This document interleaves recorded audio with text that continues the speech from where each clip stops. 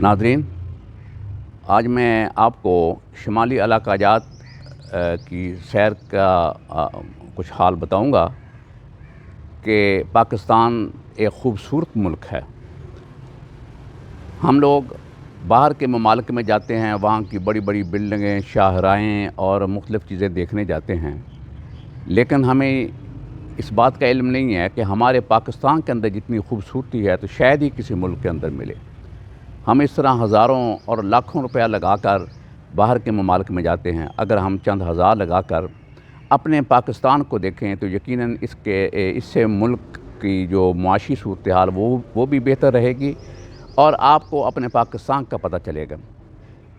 میں نے دیکھا ہے کہ بہت سے غیر ملکی بھی ان علاقوں کی سیر کرنے کے لیے آتے ہیں، وہ وہاں پر ٹھہرتے ہیں، وہاں کے حالات سے، موسم سے انجوائے کرتے ہیں، اور یقیناً یہاں سے پاکستان سے بھی بہت سے لوگ جو کہ گرمیوں کے علاقے ہیں، وہاں کے لوگ گرمیوں میں ان شمالی علاقہ جات کی طرف جاتے ہیں اور وہاں پر سٹے کرتے ہیں، کیونکہ بجلی بہت مہنگی ہے۔ اگر یہاں پر ہم ایئر کنڈیشن کا خرچہ برداشت کرتے ہیں تو یقیناً اتنا خرچہ یا اس سے کم خرچہ اگر ہم برداشت کریں تو ہم کچھ عرصہ ان علاقوں میں جو کہ ٹھنڈے علاقے ہیں ان علاقوں میں سٹے کر سکتے ہیں۔ مری تو بالکل اسلام آباد کے ساتھ ہے، وہاں پر تو آپ کئی دفعہ گئے ہوں گے، آپ نے مری کو دیکھا بھی ہوگا، بہت سے لوگوں نے مری سے کہ وہاں کے جو ماحول ہے اسے انجوائے کیا ہوگا۔ لیکن مری کے لوگوں کے متعلق بہت سے لوگوں کو، سیاحوں کو شکایات بھی ہیں کہ وہاں کے لوگ مہمان نوازی کی بجائے زیادہ کمرشل ہو گئے ہیں اور وہ زیادہ سے زیادہ پیسے کمانے کی کوشش کرتے ہیں اور سیاحوں کی اور مسافروں کی مجبوری سے ناجائز فائدہ اٹھانے کی کوشش کرتے ہیں۔ تو لیکن اگر آپ شمالی علاقہ جات کی طرف جائیں تو وہاں کے حالات ذرا مختلف ہیں، وہاں بہتر صورتحال ہے، وہاں کے لوگ اتنے زیادہ کمرشل نہیں ہیں۔ باقی کمرشلزم ہر جگہ پر ہے، ان کو بھی پیسوں کی ضرورت ہے، یقیناً پھر بھی وہ خیال کرتے ہیں۔ تو اس لیے جب کبھی آپ ٹھنڈے علاقوں کی سیر کا پروگرام بنائیں، خصوصاً ناران ہے، بابو سٹاب ہے، اور اس طرح سکردو وغیرہ اور ہنزہ وغیرہ کی سیر کا پروگرام بنائیں تو وہ اس کے 2-3 طریقے ہیں۔ ایک طریقہ تو یہ ہے کہ پبلک ٹرانسپورٹ بھی ان علاقوں کی طرف جاتی ہے، آپ پبلک ٹرانسپورٹ کے ذریعے بھی جا سکتے ہیں۔ لیکن اگر آپ کے پاس فیملی ہے، بچے ہیں، تو پھر بار بار پبلک ٹرانسپورٹ پہ اترنا، جگہ جگہ پہ بدلنا، سامان کو اٹھانا، لوڈ ان لوڈ کرنا، یہ ذرا تھوڑا سا تکلیف دہ امر ہوتا ہے، اس لیے پبلک ٹرانسپورٹ کے لیے وہ ذرا اتنا سوٹیبل نہیں رہتا۔ لیکن دوسرا طریقہ یہ ہے کہ مختلف کمپنیز ہیں، ٹورزم کمپنیاں ہیں، وہ بھی یہ کام کرتی ہیں کہ وہ پر ہیڈ آپ کے ساتھ طے کریں گے، جو بھی ان کا جتنے دن کا ٹور ہوگا، کہ وہ 4 دن کا ہے، 5 دن کا ہے، ہفتے کا ہے، 15 دن کا ہے، تو وہ آپ سے پر ہیڈ وہ پیسے لے لیں گے۔ یہ طریقہ بھی جو لوگ بالکل ان علاقوں سے ناواقف ہیں، انہیں واقفیت نہیں ہے، تو ان کے لیے ذرا پہلی دفعہ جانا اور وہاں جا کر ہوٹل تلاش کرنا، وہاں پر رہنا، ویسے تلاش کرنا کوئی اتنا بڑا مسئلہ نہیں ہوتا، وہاں پر عام مل جاتے ہیں، لیکن پھر بھی وہ پریشان ہوتے ہیں کہ وہاں جا کر ہم کہاں جائیں گے، کس طرح جائیں گے، یعنی علاقوں کی سیر کا پتہ نہیں ہوتا۔ تو وہ لوگ جو ٹورزم کمپنیاں ہیں ان کے ذریعے بھی جا سکتے ہیں، وہ چونکہ مخصوص جگہ پر وہ لے کر جاتے ہیں اور ان کو پتہ بھی ہوتا ہے، تو یہ بھی ایک طریقہ ہے۔ اور تیسرا طریقہ یہ ہے کہ آپ کی اپنی ٹرانسپورٹ ہو، یہ عام طور پر لوگ یوز کرتے ہیں، بہت سے لوگ کہ اپنی ٹرانسپورٹ لے کر جاتے ہیں۔ میں نے جب ان علاقوں کی طرف گیا، میں نے بھی دیکھا، میں بھی اپنی ٹرانسپورٹ گیا تھا، اپنی گاڑی پہ گیا تھا۔ میں نے کوشش کی کہ پٹرول چونکہ بہت مہنگا ہے تو اس لیے میں بڑی گاڑی لے جانے کے بجائے چھوٹی گاڑی یعنی وٹس جو 1000 سی سی گاڑی ہے وہ لے کر گیا۔ لیکن ایک بات کا خیال رکھیں کہ جب ان علاقوں کی طرف جائیں گاڑی تھوڑی سی اونچی ہونی چاہیے۔ عام طور پر جو امپورٹڈ گاڑیاں ہیں یا کچھ گاڑیاں ہیں وہ کافی نیچے ہوتی ہیں، اس لیے ان علاقوں کی طرف جب آپ جائیں گے تو وہاں پر جگہ جگہ پہ کھڈے یا کچی سڑک یا کچا راستہ آ جائے گا، وہاں سے گزرنا پڑتا ہے، بعض اوقات نیچے پتھر وغیرہ بھی ہوتے ہیں، تو اس لیے وہ گاڑی تھوڑی سی اونچی ہونی چاہیے۔ اگر آپ کے پاس ایسی گاڑی ہے جو کہ نیچے ہے تو اس کو وقتی طور پر وہ جو مستری وغیرہ اس کو اونچا کر دیتے ہیں اور وہ اونچا کرا کر جائیں، واپس آ کر بے شک ان کو نکال دیں اور آپ جو روٹین کا طریقہ کار ہے وہی اپنائیں۔ تو یہ بھی، لیکن گاڑی تھوڑی سی اونچی، بالکل اگر نیچے گاڑی ہوگی تو وہ آپ کے لیے پرابلم پیدا کرے گی، مشکل ہو جائے گی۔ اور دوسری بات یہ ہے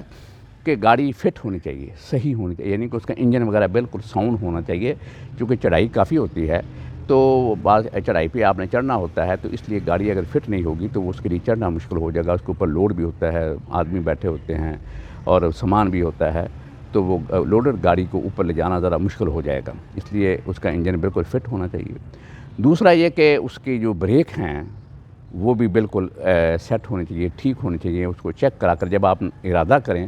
اس طرف جانے کا تو آپ کسی مستری وغیرہ سے اور کشاف سے اس کو اچھی طرح چیک کرا لیں، اور اگر کہیں شک ہو تو اس کو ریپلیس کرا لیں۔ اسی طرح ٹائر وغیرہ بھی اچھے ہونے چاہیے، چونکہ جگہ جگہ پہ ایسے مسائل پیدا ہوتے ہیں کہ وہاں پر سڑک خراب ہوتی ہے، اگر ٹائر کمزور ہوگا تو وہ اس سے کوئی حادثہ ہو سکتا ہے، یا یہ کہ وہ ٹائر برسٹ ہو سکتا ہے، پھٹ سکتا ہے، پنچر ہو سکتا ہے جلدی۔ تو پنچر تو ویسے بھی ہو جاتے ہیں، لیکن جب کمزور ہوگا تو پھر زیادہ امکان ہے۔ اسی طرح اس کے ساتھ سٹپنی جو ہے وہ بالکل اچھی ہونی چاہیے، جو سٹپنی آپ کچھ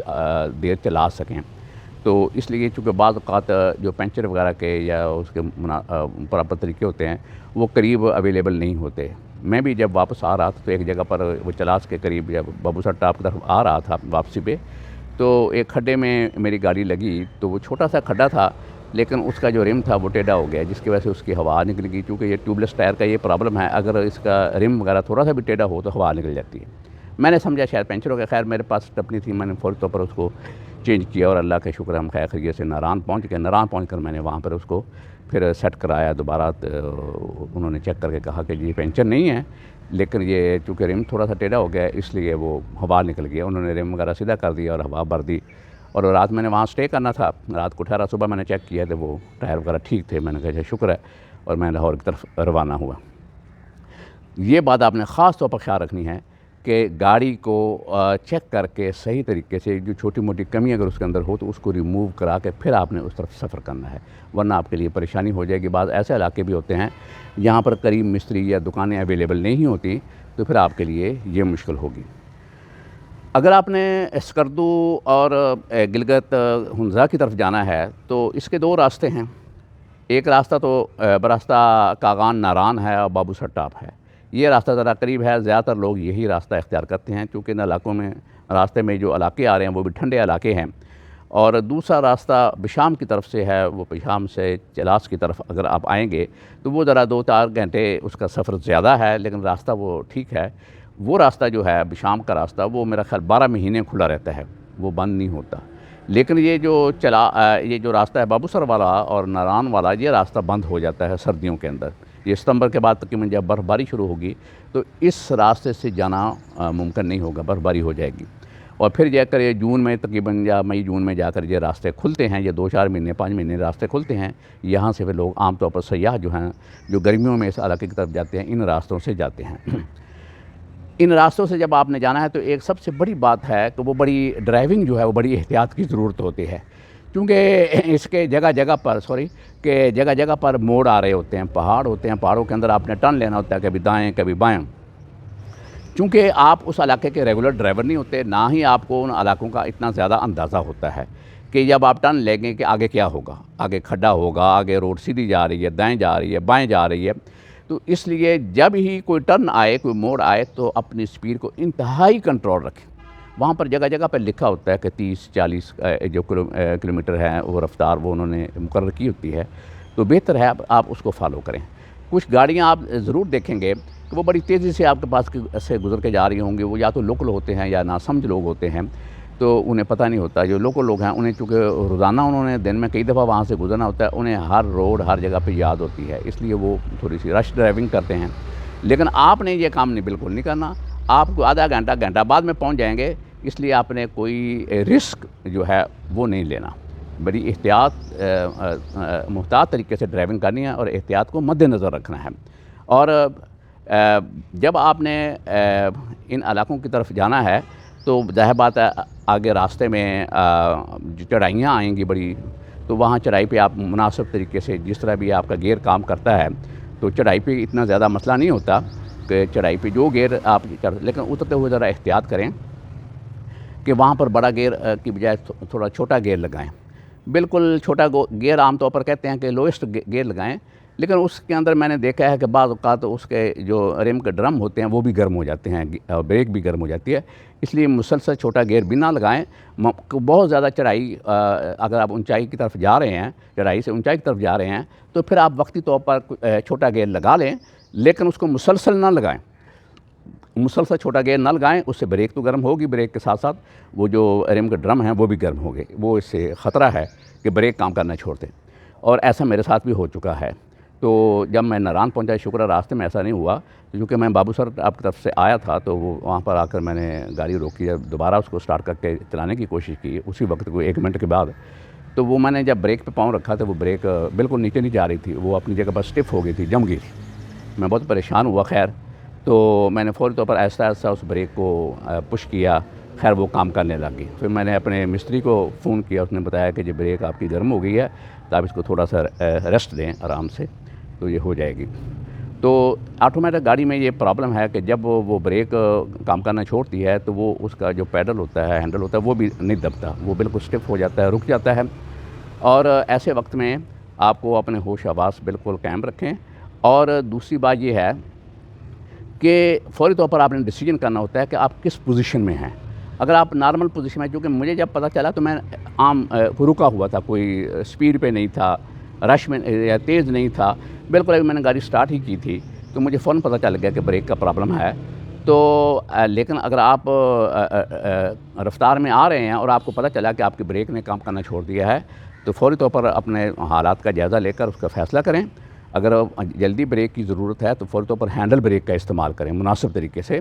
کہ ہینڈل بریک جو ہاتھ کی بریک ہوتی ہے وہ اس لیے ہے کہ آپ ایک طرف گاڑی کر کے اس کو فوری طور پر ہینڈل بریک کے ذریعے کنٹرول کرنے کی کوشش کریں، کیونکہ وہ جو آپ کی دوسری بریک ہے وہ شاید کام نہ کر رہی ہو، اس سے وہ کئی چیزیں جیم ہو جاتی ہیں، کئی سسٹم اس کے بند ہو جاتے ہیں، اس لیے ہینڈل بریک اس پر کام کر رہی ہوتی ہے، تو اس کو فوری طور پر جو اس کی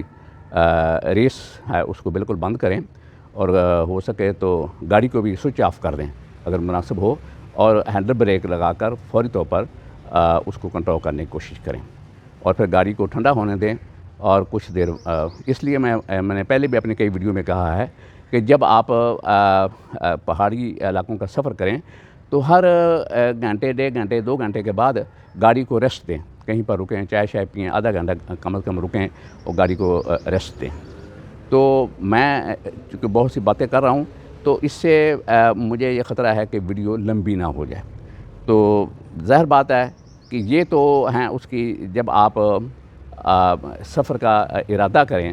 تو آپ نے ان باتوں کا خیال رکھنا ہے جو میں نے ابھی آپ کو بتائی ہیں، کہ خاص طور پر گاڑی کو اچھی طرح چیک کر کے لے کر جائیں، اور پھر جب ڈرائیونگ کریں انتہائی احتیاط سے کریں۔ راستے بڑے اچھے ہیں، خراب نہیں ہیں، پہاڑوں کے اوپر تو آپ کی گاڑی نہیں جا سکتی، وہاں پر تو جیپیں ہی جائیں گی، تو لیکن جو اچھی سڑکیں ہیں وہ راستے میں کئی جگہ پر ٹوٹی ہوئی ہوتی ہیں، کیونکہ کسی لینڈ سلائڈنگ کی وجہ سے یا بارش کی وجہ سے، کسی سیلاب کی وجہ سے وہ ٹوٹ جاتی ہیں۔ آپ کو 10، 20، 30، 50 گز جو ہے وہ کچا سفر آ سکتا ہے، وہ سفر جو ہوگا وہ آپ کا یقیناً آپ کے لیے انتہائی سلو آپ نے چلنا ہوگا، تقریباً 10 کلومیٹر، 15 کلومیٹر کی رفتار سے، 20 کلومیٹر کی رفتار سے چلنا ہوگا، تو پھر آپ کا جو یہ سفر ہوگا وہ بڑے آرام سے گزر جائے گا۔ آپ سلو رکھیں، آپ جلدی نہ کریں، تو چونکہ آپ علاقہ ایسے کے اندر ہیں جہاں پر آپ کی کوئی جان پہچان نہیں ہے، آپ کو حالات کا اندازہ نہیں ہے، اس لیے محتاط وہاں پر چلنا، ڈرائیونگ کا گاڑی کا محتاط رکھنا ہی، محتاط طریقے سے چلانا ہی بہتر ہے۔ تو ایسے راستے ضرور آ جاتے ہیں کہ جہاں پر دشواری ہوتی ہے، بعض علاقوں میں خطرناک ہوتے ہیں، ایک طرف دریا ہوتا ہے یا گہری کھائی ہوتی ہے، آپ وہاں سے گزر رہے ہوتے ہیں، تو ایسی جگہوں سے آپ نے انتہائی اسپیڈ کو کنٹرول رکھ کے گزرنا ہے۔ اگر آپ تیز چلیں گے تو اس سے خدا نخواستہ کوئی حادثہ، کوئی واقعہ ہو سکتا ہے، اور جتنے حادثات ہوتے ہیں زیادہ تر اوور اسپیڈنگ کی وجہ سے ہوتے ہیں۔ اوور اسپیڈنگ کا یہ مطلب نہیں ہے کہ وہاں کو 100 کلومیٹر کی رفتار سے چل رہے ہوتے ہیں، اگر وہاں پر آپ نے 20 کلومیٹر کی رفتار سے چلنا ہے تو اگر آپ 50 کی رفتار سے جا رہے ہیں تو یقیناً وہ اوور اسپیڈنگ ہے، وہ آپ کے لیے خطرناک ہو سکتی ہے۔ تو اس لیے انتہائی محتاط طریقے سے چلیں۔ اور میں اب اس کے ساتھ چونکہ یہ پہلا پارٹ میں اس کو کر لیتا ہوں کہ ایک پارٹ پہلا پارٹ ہے، اور دوسرے پارٹ کے لیے پھر میں دوسری ویڈیو اپلوڈ کروں گا۔ شکریہ۔